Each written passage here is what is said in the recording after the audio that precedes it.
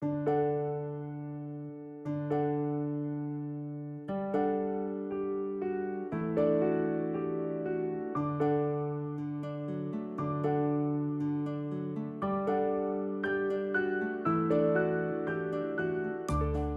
Teresa is a home that prevents a safe place for moms. Some people call it a shelter.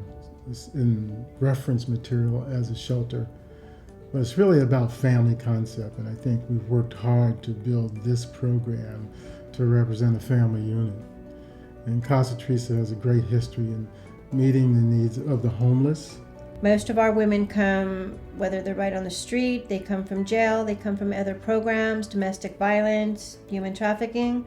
Many of the women will call, and within maybe 8 to 10 hours, they're in our program. There's more violence in their history, unfortunately. There's more abuse, there's more sexual violence.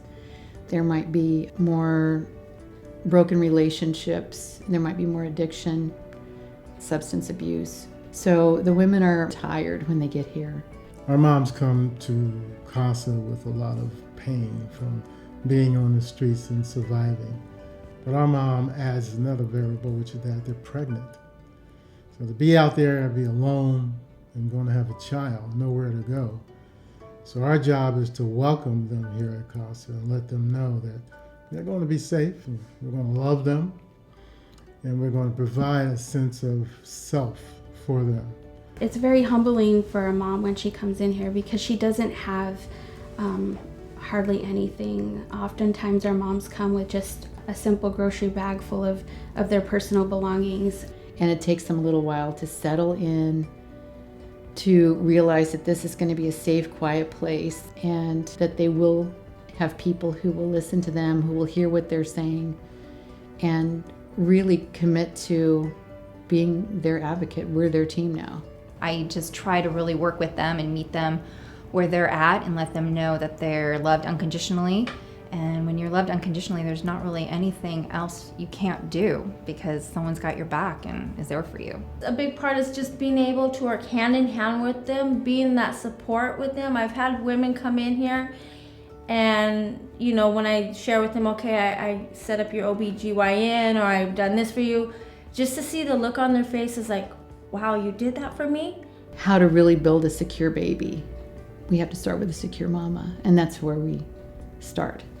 What are their strengths? What are their deficits? How can we, we're really going to work with the strengths first, and we're going to focus on those, and then we're going to fill in as needed.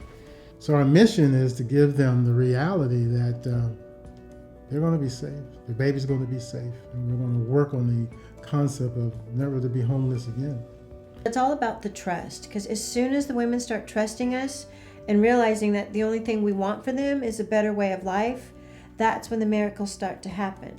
They start working with their case managers, they follow their case plans, they're starting to enjoy the classes, they're starting to grow in the house, they're learning how to cook, they're cleaning, they're taking care of themselves.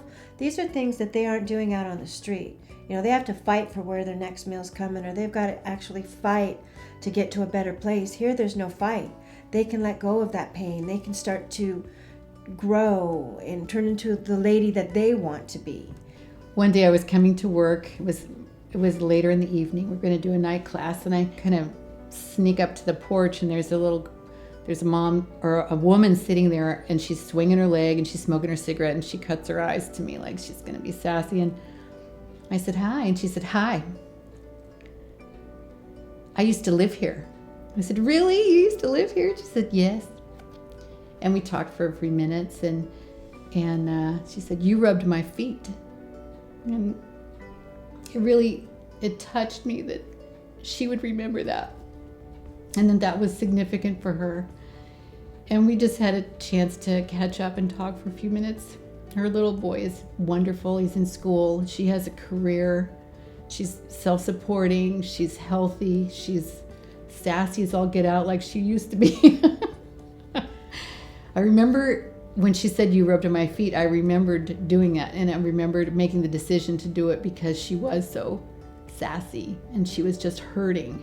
There's just so much that makes this place run, and our moms are just benefiting so much from it, and they get so much what we give, and it definitely shows, because our moms, they leave here shining, they leave here proud, they leave here standing tall with their heads up high, and it's just so beautiful to see that.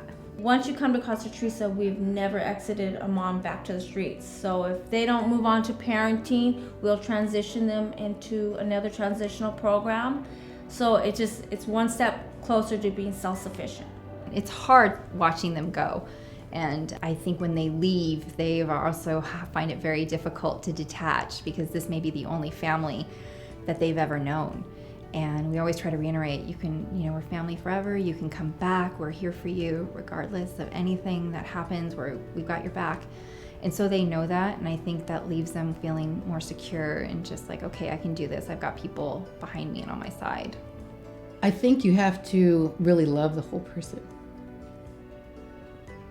You have to love the quirks, and you have to love the faults. You just really cheer on when you can. Give them elbow room and just a little bit of slack and grace when you need to, and you treat them like you'd like to be treated. They're our diamond in the rough. They come in here and we help shine them. They already have it. It's just helping them see it, their own reflection.